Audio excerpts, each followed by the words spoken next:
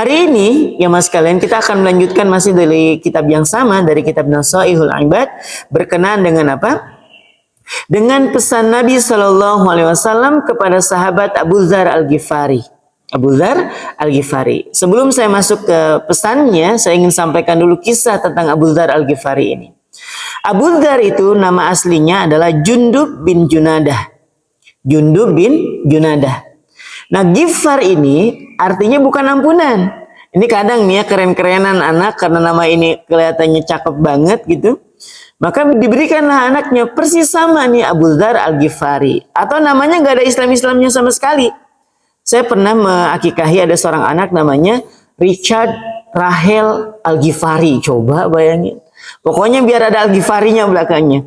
Saya tanya kenapa terinspirasi untuk memberikan nama Al-Ghifari? Mudah-mudahan Allah terus saja memberikan ampunan. Nah ini salah nih. Yang dimaksud dengan ampunan itu Ghafur atau Ghafar. Kalau Ghafur Allah Maha Pengampun, Ghafar yang terus-menerus dalam memberikan ampunan. Sedangkan Ghifar itu artinya bukan ampunan jamaah sekalian. Jadi jangan mengartikan Abu Dzar Al-Ghifari itu adalah seorang sahabat yang mendapatkan ampunan terus-menerus dari Allah, bukan. Ghifar itu satu negeri, satu tempat. Ya, satu tempat antara Syria dengan Makkah. Nah, itu di situ tempatnya apa? Tempatnya Ghifar itu di situ. Jadi Ghifar itu satu wilayah, satu tempat namanya Ghifar. Nah, karena beliau dilahirkan di situ, maka belakangnya ada panggilannya yaitu Ghifari. Bapak-bapak juga boleh, Pak. Al-Balikpapani misalnya. Boleh aja. Al-Jawi silahkan aja. Al-Banjari juga emang boleh. Jamaah sekalian dirahmati Allah Subhanahu wa taala, jadi Ghifar itu satu tempat yang terletak antara Syria dengan Makkah. Jundub bin Junadah ini hidup dan besar di negeri penyamun.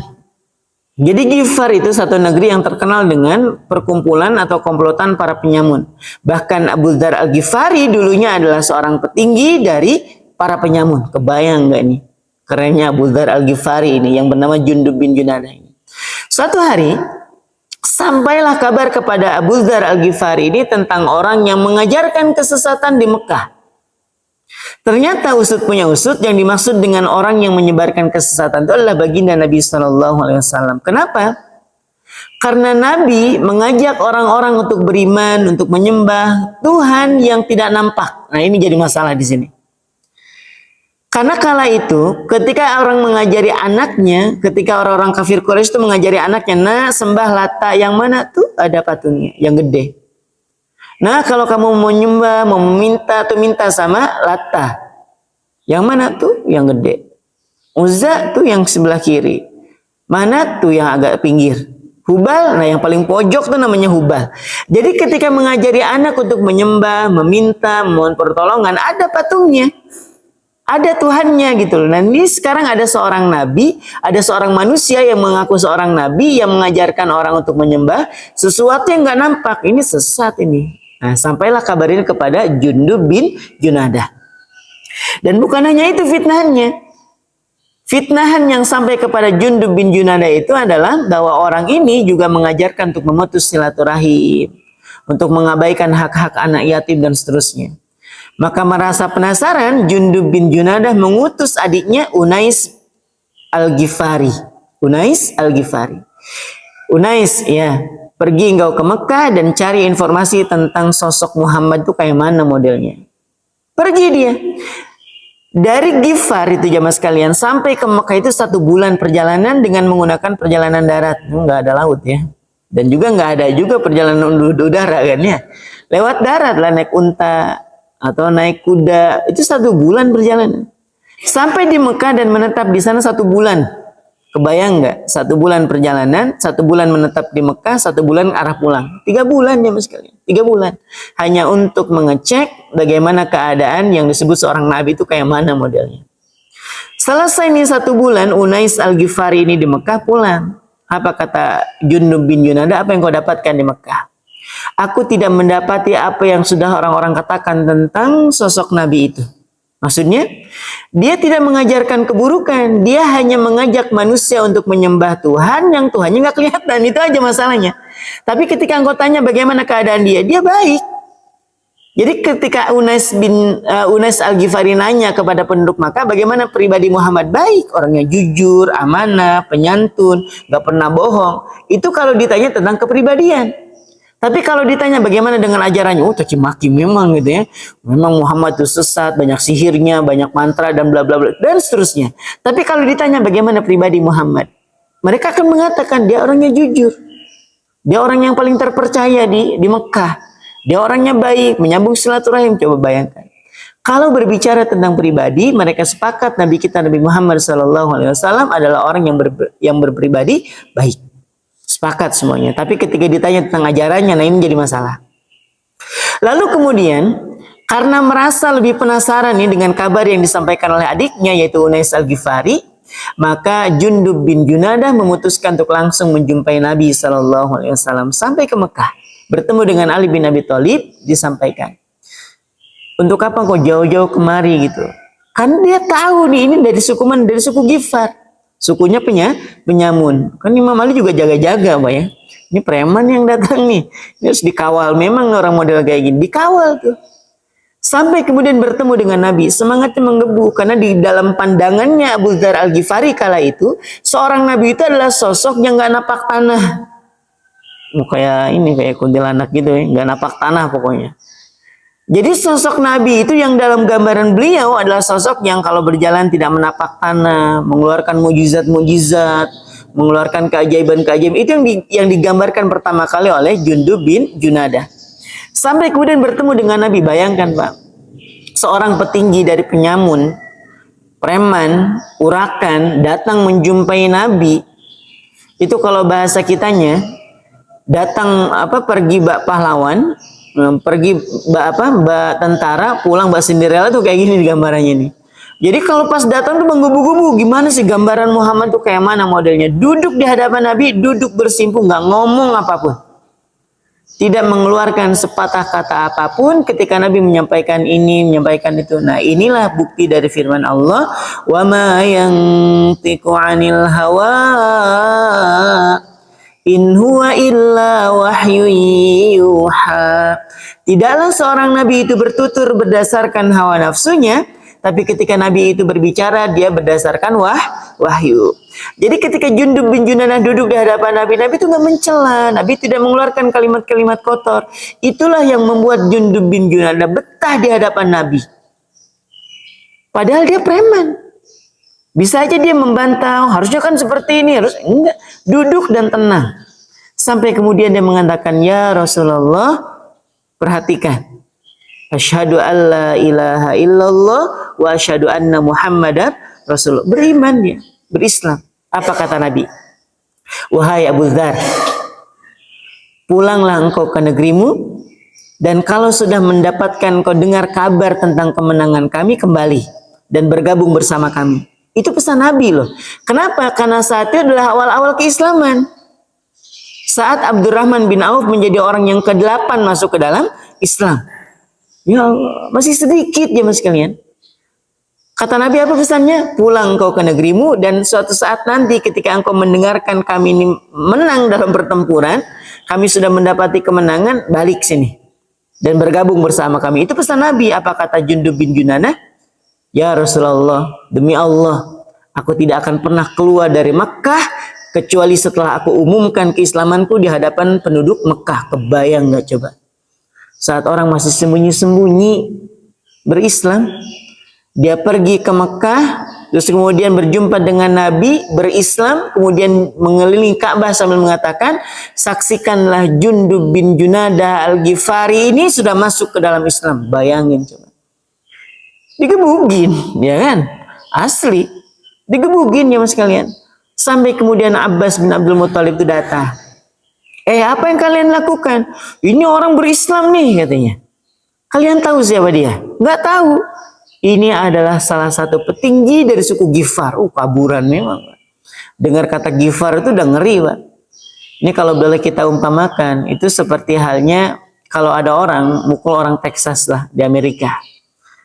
Saya punya adik kelas, karena kerja di sana. Dia cerita gini, ceritanya. Dia bilang ada pernah terjadi satu pertikaian di antara pemuda sebenarnya. Sama-sama lagi kerja di Amerika tuh. Ketika akan ditimpas tuh kepalanya, pakai teflon ya, mau ditimpas tuh kepala orang itu, yang lain bilang, nggak usah. Kenapa? Tahu nggak dia dari mana? Nggak tahu lah. Dari Texas dia. Berhenti ya mas kalian. Dengar kata Texas tuh berhenti. Kenapa? Yang dikhawatirkan itu adalah bukan orangnya nih. Kekhawatirannya adalah jangan-jangan nih orang yang dipukul ini adalah bagian dari gangster nih, mungkin pamannya atau bapaknya atau misalnya dia punya kerabat, punya karib kerabat yang berhubungan langsung dengan gangster. Ini konon kisahnya kalau di sana tuh kalau sampai ada satu petinggi gitu ya, satu gangster kemudian dilepak palanya, itu besok sudah ada di koper aja tuh orang, udah jadi potongan ayam 12 potongan gitu Pak. Ngeri kan? Nah itu gambarannya. Jadi ternyata Jundub bin Junadah ini bukan orang biasa, Pak. Dia petinggi. Jadi ketika disebutkan ini salah satu petinggi dari suku Ghifar, maka orang-orang kafir Quraisy kali itu langsung meninggalkan Abu Dzar Al-Ghifari dalam keadaan bonyok mukanya. Kemudian menjumpai Nabi SAW. Ya Rasulullah, sudah kuumumkan keislamanku. Apa kata Nabi? Wahai Abu Dzar, sepeninggalanku nanti engkau akan menjumpai malapetaka dan itu berkaitan dengan agama yang engkau anut hari ini, gitu ya. Apa kata Abu Dzar Al-Ghifari? Kebayang gak nih? Apa kata Abu Dzar? Selamat datang wahai bala, wahai malapetaka yang telah Allah takdirkan untukku. Coba, itu Abu Dzar Pak. Jadi ketika disampaikan oleh Nabi, wahai Abu Dzar, sepeninggalanku nanti engkau akan menjumpai malapetaka yang berkenaan dengan dengan agama yang engkau anut itu.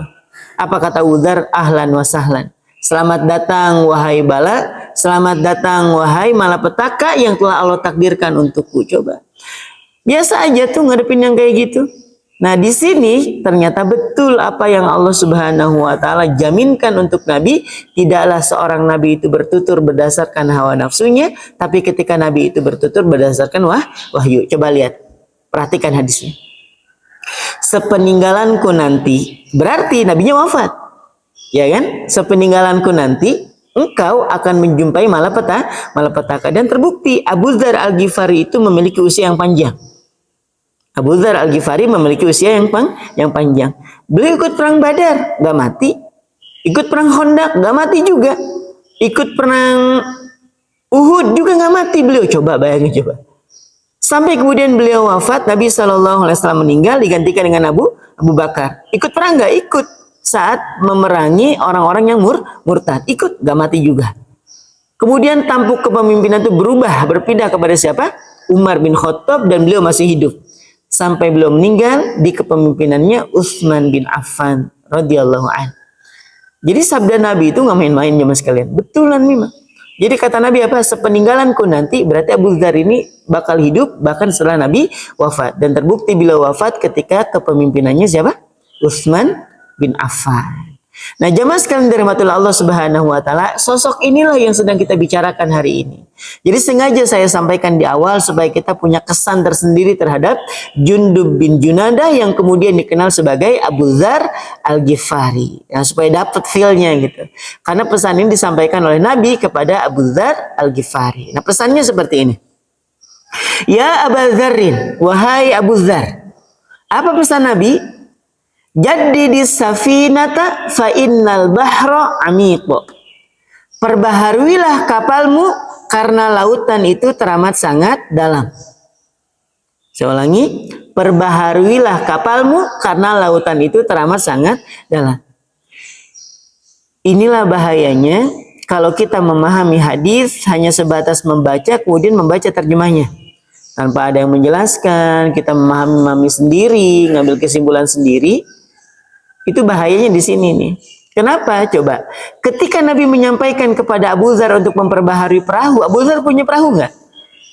Jawab. Abu Dzar punya perahu nggak kira-kira? Nggak punya. Nabi dan Abu Dzar, ketika Nabi menyampaikan kepada Abu Dzar ini, wahai Abu Dzar, perbaharui perahumu, Nabi tinggalnya di laut atau di gurun? Di gurun. Di tanah yang tandus, jauh dari laut. Jangankan memperbaharui kapal, kapal aja nggak ada. Jangankan punya kapal, orang hidupnya aja di padang pasir. Emang ada kapal berlayar di padang pasir? Nggak ada. Nah pesan ini harus difahami bukan secara tekstual. Makanya beberapa hadis Nabi itu selalu menggunakan, ada kalanya Nabi menggunakan majas namanya. Kalau di Indonesia kan ada, kita mengenal yang namanya majas hiperbola kan ya. Majas yang melebih-lebihkan. Misalnya seorang suami menyampaikan kepada istrinya, "Bunda, wajahmu bak bulan purnama." Karena bundanya mengartikannya tekstuil, marah dia. Jadi muka bunda udah bulat, terus berminyak gitu ya, sampai kemudian kena lampu jadi bercahaya. Coba repot nih kalau memahaminya tekstuil. Karena beberapa sastra Nabi Shallallahu Alaihi Wasallam menyampaikan kalimat-kalimat pesan itu isinya tuh sastra gitu loh. Kalimat-kalimat tersusun dengan indah. Contoh nih, "Walladzi nafsi biyadi." Demi zat yang jiwaku berada dalam genggamannya. Coba, ini kan indah banget nih. Kalau kita mengartikannya tekstuil, demi zat yang jiwaku berada dalam genggaman, berarti Allah punya tangan, berarti ngegenggam kayak gini tuh kan. Salah lagi. Padahal bisa aja Nabi bilang, "Wallahi, demi Allah," selesai masalahnya. Tapi ternyata dalam beberapa hadis kita temui keindahan bahasa. Ya seperti tadi, "Walladzi nafsi biyadi." Demi zat yang jiwaku berada dalam genggamannya. Artinya apa? Demi Allah. Gitu. Termasuk dalam hadis ini, Nabi menggunakan apa? "Wahai Abu Dzar, perbaharui kapalmu." Padahal Abu Dzar nggak punya kapal. Dan Abu Dzar juga nggak hidup di laut. Para ulama menjelaskan di sini. Karena Abu Dzar ini orang cerdas zaman sekalian. Orang cerdas. Jadi ketika Nabi menyampaikan seperti itu, faham aja. Apa yang dimaksud dengan kapal? Kapal itu adalah niatan.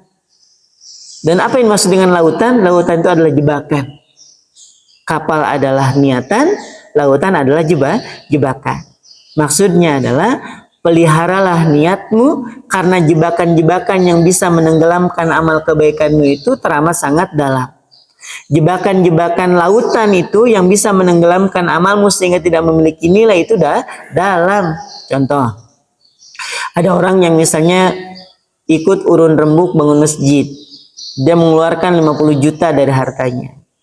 Dari 50 juta itu dia mengatakan, "Kalau bukan saya yang nyumbang, nggak bakal jadi masjid itu." Nah, amalnya udah bagus nih, 50 juta. Harusnya dia mendapatkan banyak kebaikan dari sini. Dia mendapatkan sedekah jariyah, harusnya. Dalam catatan Allah juga Allah suka gitu. Tapi masalahnya dia tenggelam dalam kesombongannya. Maka yang 50 juta tadi tidak memiliki nilai di sisi Allah. Ada orang nih melakukan kebaikan, tapi niatnya bukan buat Allah, tapi karena riya.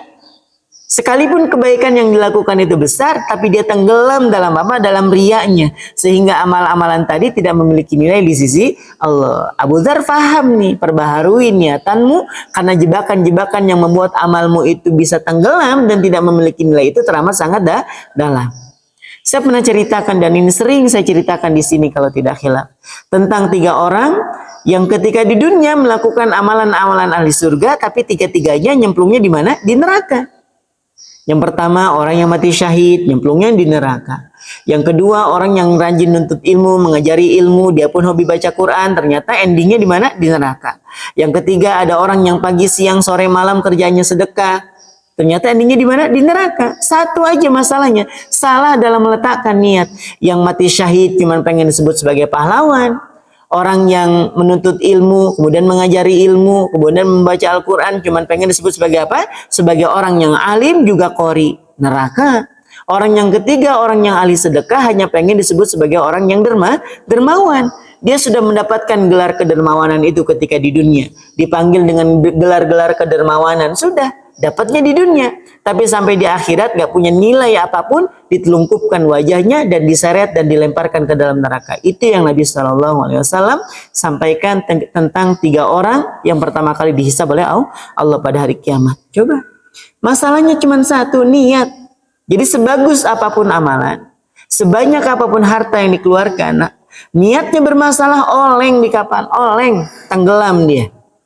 Karena syaitan itu halus.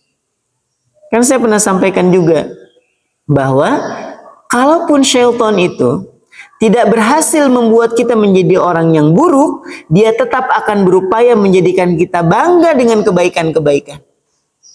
Jadi syaitan itu sekalipun tidak mampu membuat kita menjadi orang yang buruk, dia tetap akan berupaya menjadikan kita menjadi orang yang bangga dengan kebaikan. Akhirnya dari bangga tadi, kebaikannya itu berkurang nilainya. Harusnya mendapatkan 100 kebaikannya, tapi ternyata karena sombongnya, karena ujubnya gitu ya, akhirnya berkurang. Nah, Ternyata dari sekian hadis yang Nabi sampaikan tentang kesombongan itu, dia tidak menggugurkan seluruhnya. Ini perlu dipahami ya. Jadi ketika kita menyumbang, misalnya memberikan bantuan kepada orang lain, membangun masjid, bangun pondok, dan seterusnya, ketika ada perasaan sombong, itu tidak gugur semuanya. Karena yang bisa menggugurkan pahala-pahala kita itu salah niatan sedari awal. Misalnya nih, jamaah sekalian menyumbang 30 juta. Dari rumah udah ikhlas banget nih, ya Allah. Saya ikhlas pengen bangun masjid 30 juta, dikasih 30 juta. Kemudian ada perasaan, cuman aku nih kayaknya cuma 30 juta. Cuman saya, yang lain biasa aja, 5 juta, 1 juta. Saya aja yang 30. Nah, kalau hanya sebatas perasaan itu timbulnya setelah memberikan bantuan, itu tidak menggugurkan semuanya. Karena yang menggugurkan semuanya itu adalah riya. Sedari awal memang, Pak mau kemana? Masjid lah. Ngapain? Nyumbang. Berapa? 30. Kenapa harus ke masjid siang-siang? Biar orang tahu lah saya nyumbang. Nah, memang sedari awal niatannya memang pengen dilihat. Itulah riya. Dan riya ini nggak punya nilai. Tapi kalau misalnya setelah memberikan kebaikan, ada yang muji, kemudian timbul kesombongan, nggak bakal hilang semuanya. Tapi syaitan terus akan datang terus. Supaya apa? Supaya pahala yang sudah kita kumpulkan tadi 100% berkurang nilainya. Itu kerjanya siapa? Syaitan. Karena syaitan tidak sanggup membuat kita menjadi orang yang buruk, tapi dia tetap berupaya menjadikan kita orang yang bangga dengan kebaikan. Dan itulah yang bisa mengurangi nilai pahala. Baik. Jamaah sekalian dirahmati Allah Subhanahu wa taala. Dan Nabi pernah menyampaikan, banyak orang-orang mendapatkan kebaikan yang banyak dikarenakan amal yang sedikit. Tapi banyak orang melakukan amal kebaikan yang besar tapi tidak memiliki nilai. Masalahnya apa? Niat. Kita nih hari ini, kalau niatan kita lurus hari ini, ya Allah, saya duduk nih sampai syuruk, ya Allah, di sini ikhlas karena Engkau menuntut ilmu, mudah-mudahan dapat kebaikan dari bermajlis di tempat seperti ini, ya Allah, hamba ikhlas karena Engkau. Apa kata Nabi? Orang nih selepas subuh dia duduk, terus aja mengisinya dengan zikir, dengan ilmu di sana, sampai kemudian dia bangun untuk melaksanakan sholat 2 rakaat. Sholat apa? Isyraq. Salat syuruk yang biasa kita kenal itu. Apa kata Nabi? Maka dia memperoleh pahala yang pahala orang yang berhaji. Bayangin coba, tamatan. Sempurna. Coba. Padahal cuma duduk. Jangankan haji, umroh aja enggak. Umroh lah enggak. Tapi mendapatkan pahala orang yang berhaji secara sempurna. Itu dimulai dari apa? Dari niatan. Dan ada orang yang pergi berumroh. Umroh nggak main-main Pak sekarang. 30 Pak. Ya, Ustaz ada yang 27. Itu 27 belum sanggup. Yakin cuma sanggup 1 juta, saya nggak yakin. Ada aja yang dibawa ya. Sekalipun setiap tahun umroh ada aja yang dibawa. Untuk saudara, untuk adik, untuk anak, pasangan hidup.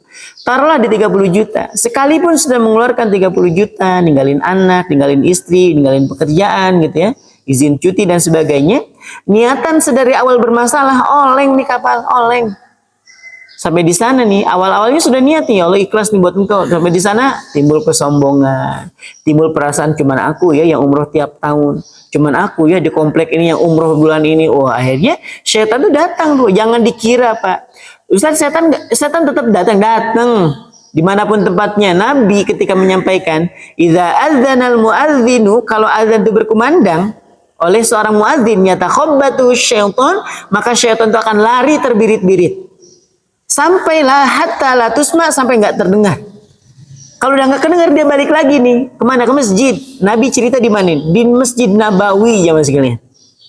Jadi jangan dikira nih, kalau kita ke Mekah, ke Madinah nggak diganggu setan, sama aja Pak.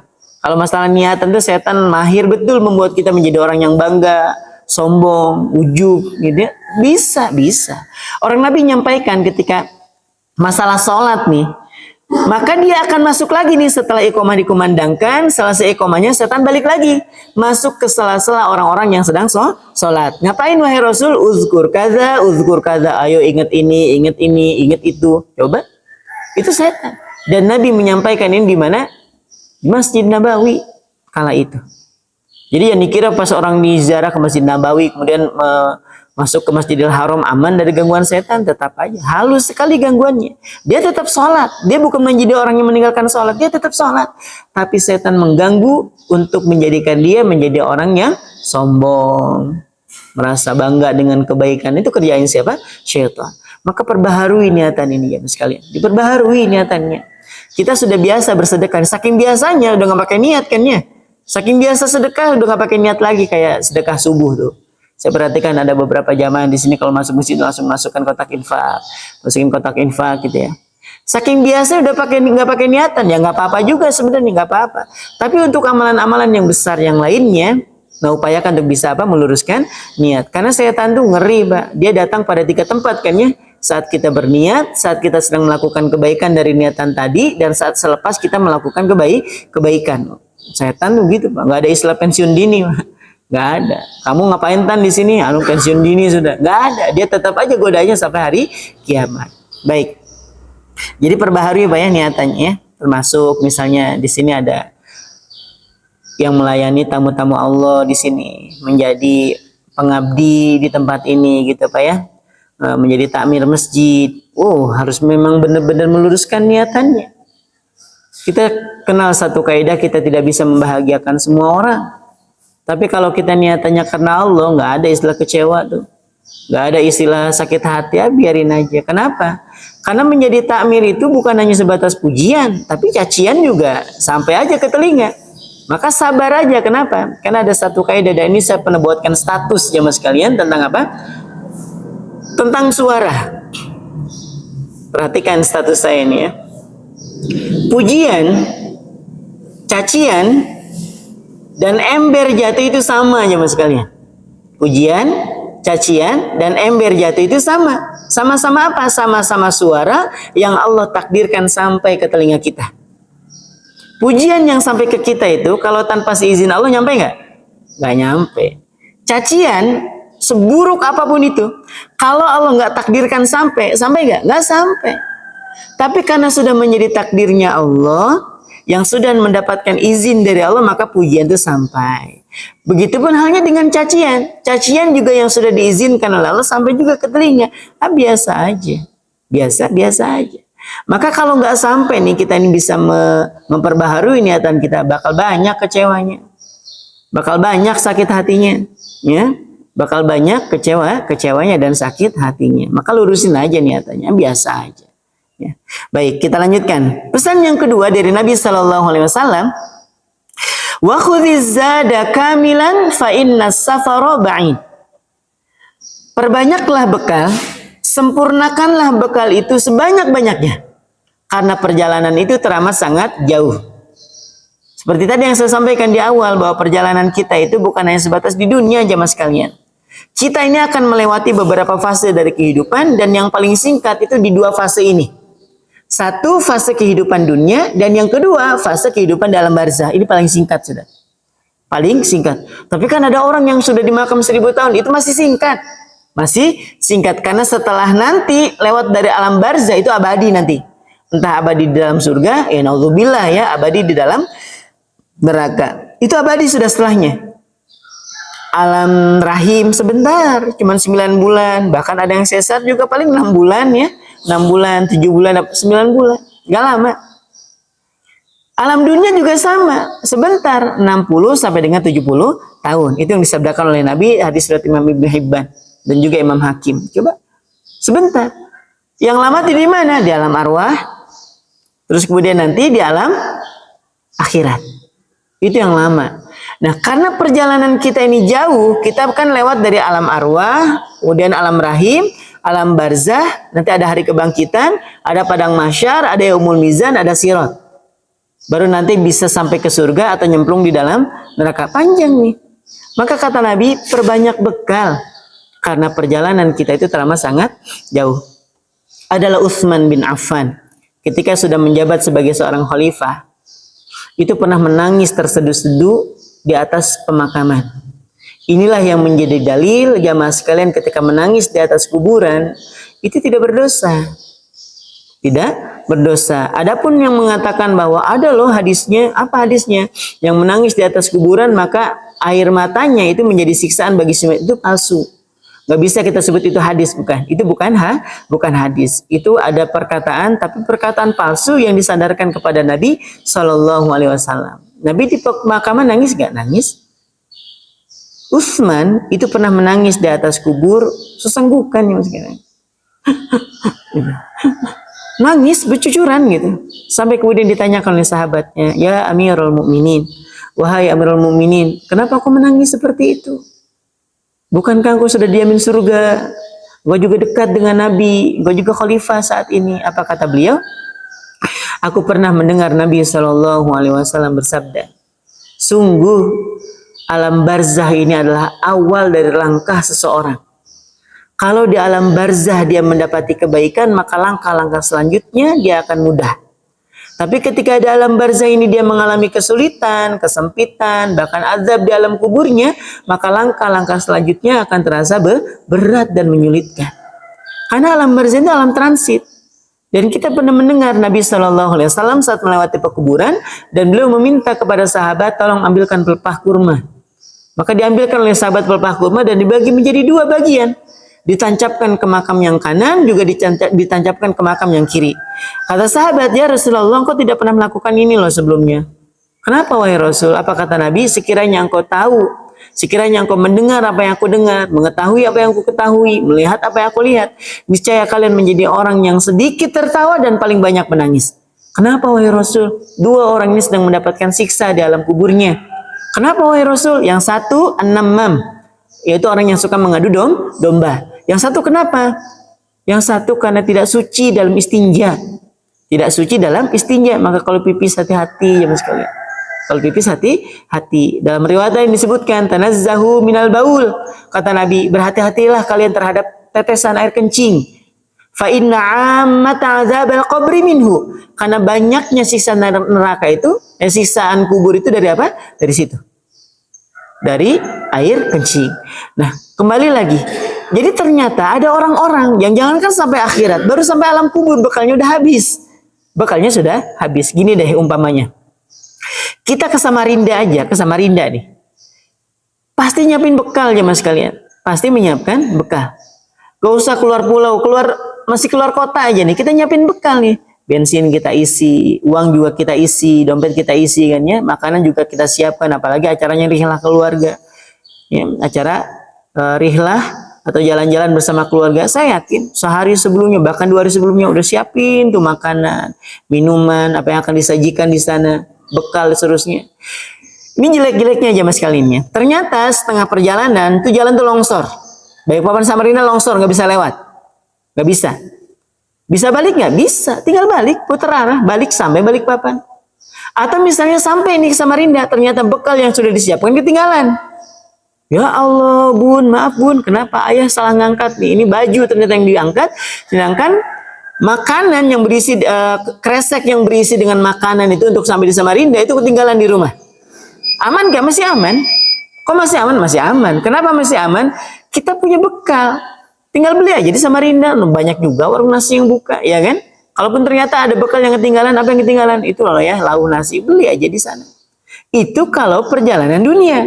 Masalahnya kalau sudah sampai alam barzah bisa balik nggak? Kalau sudah sampai alam kubur nih kita bisa balik nggak? Nggak bisa, itu masalahnya. Kurang bekal di dunia masih bisa balik ya mas kalian. Masih bisa. Ayah kita masih belum cukup bekal ya, sudah kita nabung ya sampai tahun depan. Bisa. Di alam barzah nggak bisa. Udah nggak ada sholat, nggak ada puasa, nggak ada sedekah, nggak ada baca Quran, selesai semuanya. Nah kekhawatiran Utsman bin Affan ini adalah bekalnya nggak cukup, itu aja kekhawatiran beliau. Khawatir perjalanan yang masih jauh ini ternyata sampai juga di alam barzah udah habis. Padahal perjalanan itu masih panjang. Apalagi kalau ketika Nabi bercerita tentang apa? Tentang orang yang di padang mahsyar yang tenggelam sampai ke lututnya. Ada yang sampai ke pusarnya. Ada yang sampai di ujung kepalanya. Tenggelam oleh keringatnya sendiri karena dosa. Coba. Berarti kan karena dosa. Pahalanya gimana? Udah kurang. Habis. Coba. Dan kita itu belum sampai ke yaumul mizan dulu. Belum sampai di hari pertimbangan seluruh amal kebaikan dan keburukan. Dan dia sudah mendapati siksa itu. Tenggelam dengan keringatnya sendiri karena dosa. Na'udzubillah, na'udzubillah. Jadi panjang. Makanya Utsman sampai menangis itu karena ya Allah, jangan-jangan bekalnya tidak cukup. Sekali lagi saya sampaikan bahwa kalau kita kurang bekal di dunia masih bisa nabung. Kalau kita ketinggalan bekal sudah sampai di kota tujuan, kita bisa beli karena kita punya banyak bekal. Nah kalau sudah sampai alam kubur, nggak bisa kita nambah bekal, itu nggak bisa. Maka dari sekarang kata Nabi, perbanyak bekal. Kenapa? Karena perjalanan kita itu masih panjang. Bisa dipahami ya. Jadi perbanyak bekal karena perjalanan kita masih panjang. Nah, kekhawatiran kita itu tadi jamaah sekalian. Perjalanan kita masih panjang tapi bekal kita nggak cukup. Kalau sudah masuk ke dalam liang lahat, nggak ada kesempatan buat balik. Bapak pernah kemana ya nganterin jenazah ke kuburan? Pernah kan? Pernah ngelihat orang yang mengubur si mayit kemudian memadatkan tanahnya? Nggak ada, diinjak halus tuh nggak ada. Kenceng memang. Sekalipun dia bestinya selama hidup, diinjak memang tuh kuburan. Sambil berkata, udah ya tenang-tenang di sini, gak usah balik. Ya, kalau balik kan ngeri. Ya, gak usah balik, tenang aja sudah di dalam gitu. Tuh, maka dari itu jamaah sekalian, ini baru 2, insya Allah di pertemuan yang akan datang kita lanjutkan. Jadi 4 pesannya. Jadi yang pertama apa tadi? Jaddidis safinata fa'innal bahru ami. Perbaharui kapalmu karena lautan itu teramat sangat dalam. Perbaharui niat karena jebakan-jebakan yang menenggelamkan amal sehingga tidak bernilai itu teramat sangat dalam. Dan yang kedua, ambil bekal sebanyak-banyaknya. Wa khudhiz zada kamilan fa innas safaru ba'id. Ambil bekal sebanyak-banyaknya, bekal yang sempurna karena perjalanan kita masih terlampau jauh. Dan kita baru fase ketiga, alam arwah, alam rahim, alam dunia, masih banyak nih. Perjalanan kita masih jauh. Banyakin amal. Baik dengan harta, dengan perbuatan, ataupun dengan sikap. Kita bisa beramah tamah dengan orang lain. Senyum di hadapan orang lain, memasang wajah-wajah ceria juga merupakan kebaikan. Mungkin ini yang bisa disampaikan. Insyaallah kita lanjutkan di pertemuan yang akan datang. Aku qouli hadza. Wassalamualaikum warahmatullahi wabarakatuh.